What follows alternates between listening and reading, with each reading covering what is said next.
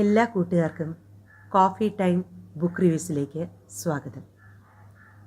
ബാപ്പ നൂറുദ്ദീൻ, ഉമ്മ ജമീല, അന്ധരായ സഹോദരരടക്കം 6 പേർക്ക് ഇളയവനായി ജനനം. ജീവിത പ്രാരാബ്ദങ്ങൾ നിമിത്തം 7ാം ക്ലാസ്സിൽ പ്രാഥമിക പഠനം നിർത്തേണ്ടി വന്നു. പിന്നീട് എപ്പോഴോ വിദൂര വിദ്യാഭ്യാസ സമ്പ്രദായം വഴി 10ാം ക്ലാസ്സുകാരനായി വിജയിച്ചു. വഴിയോരത്ത് പഴയ പുസ്തകങ്ങളും മാസികകളും വിൽക്കലാണ് ജോലി. നല്ല വായനക്കാരനാണ് എന്ന് പ്രത്യേകം പറയേണ്ടതില്ലല്ലോ. വീണ് കിട്ടുന്ന അപൂർവം സമയങ്ങളിലാണ് സാഹിത്യ കുത്തിക്കുറിക്കലുകൾ. ഞാൻ ഇതുവരെ പറഞ്ഞു വന്നത് ഇന്ന് ഞാൻ കൂട്ടുകാർക്ക് പരിചയപ്പെടുത്തുന്ന പുസ്തകത്തിലെ കഥാപാത്രത്തെക്കുറിച്ചല്ല, ആ കഥാപാത്രങ്ങളെ സൃഷ്ടിച്ച സാഹിത്യകാരനെക്കുറിച്ചാണ്. അദ്ദേഹത്തിൻ്റെ പൊള്ളുന്ന യാഥാർത്ഥ്യങ്ങളെക്കുറിച്ചാണ്. ഇനി പുസ്തകത്തിലേക്ക് വരാം. മലയാളം ലഘുനോവൽ വിഭാഗത്തിൽപ്പെട്ട പുസ്തകത്തിൻ്റെ പേര് ബീരാൻ വിതച്ച വിത്ത്. Novelist N Shamnad. അവതാരികയിൽ ഇ.ഡി. ഡേവിസ് പറയുന്നു, എത്രയോ വായനകൾ സാധ്യമാക്കിയ കൊച്ചു വരികളുടെ എഴുത്തുകാരനാണ് ഷംനാദ്. ബീരാൻ വിതച്ച വിത്ത് എന്ന ചെറു നോവൽ 10 അധ്യായങ്ങളിലൂടെയാണ് മുന്നോട്ടു പോകുന്നത്. ബീരാനും റുക്കിയ എന്ന റുക്കുതാത്തയ്ക്കും കൂടി ഒരേ ഒരു മകൾ സുഹ്റ. പെരിന്തൽമണ്ണക്കാരൻ ഇസ്മായിലിൻ്റെ മകൻ സുധീർ സുന്ദരിയായി സുഹ്റയെ പെണ്ണ് കാണാൻ വരുന്ന രംഗത്തോടെയാണ് നോവൽ ആരംഭം.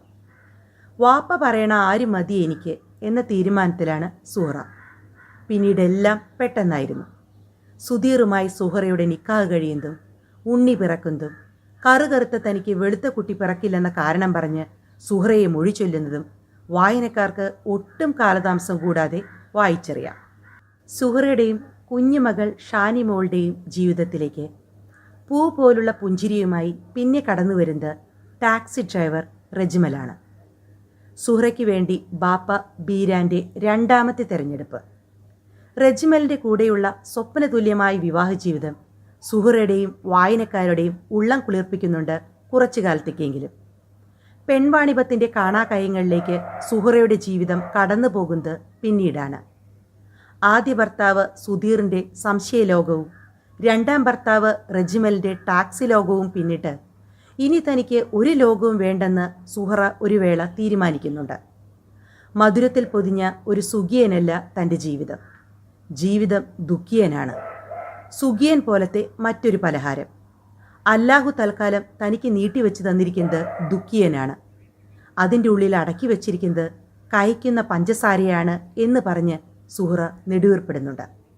കാലം കാത്തുവെച്ച നിധി പോലെ പിന്നെ സുഹ്റയുടെയും ഷാനിമോളുടെയും കണ്ണു തുടയ്ക്കാൻ കടന്നു വരുന്നത് സുവിത്ത് എന്ന ചെറുപ്പക്കാരനാണ്. മരണക്കിടക്കയിൽ കിടന്ന് സുവിത്തിൻ്റെ കൈകളിൽ സുഹ്റയെ ഏൽപ്പിച്ചാണ് ബീരാൻ കണ്ണടയ്ക്കുന്നത്.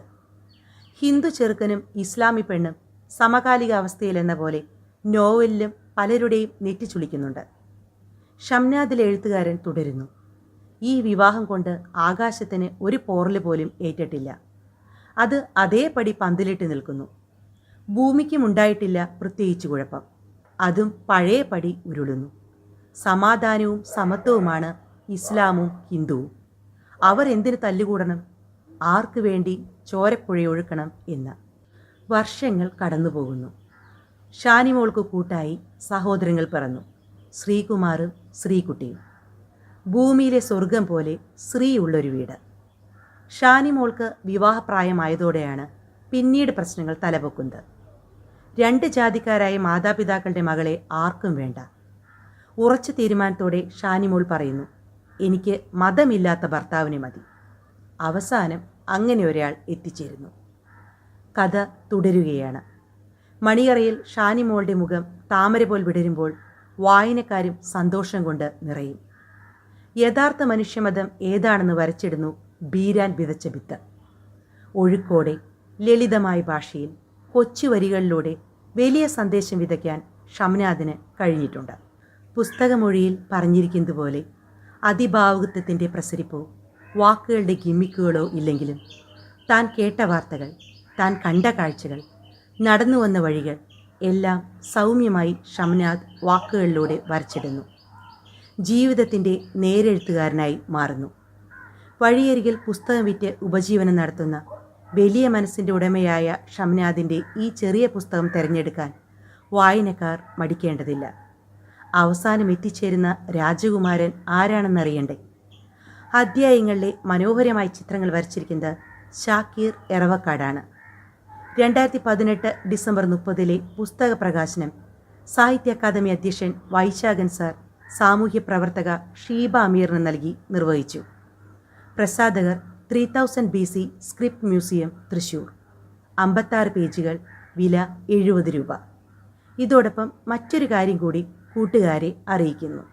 സ്കൂൾ കോളേജ് വിദ്യാർത്ഥികളുടെ വായനാശീലം പ്രോത്സാഹിപ്പിക്കുന്നതിൻ്റെ ഭാഗമായി തൃശൂർ ജൂബിലി മിഷൻ മെഡിക്കൽ കോളേജിലെ ലിറ്ററേച്ചർ ക്ലബ്ബായ കനലിൻ്റെ നേതൃത്വത്തിൽ ഒരു online book review video competition നടക്കുന്നുണ്ട്. താല്പര്യമുള്ള കൂട്ടുകാർക്കെല്ലാം ഗസ്റ്റ് എൻട്രീസ് നൽകാവുന്നതാണ്. അതിൻ്റെ കൂടുതൽ വിവരങ്ങൾ താഴെ ഡിസ്ക്രിപ്ഷൻ ബോക്സിൽ കൊടുത്തിട്ടുണ്ട്.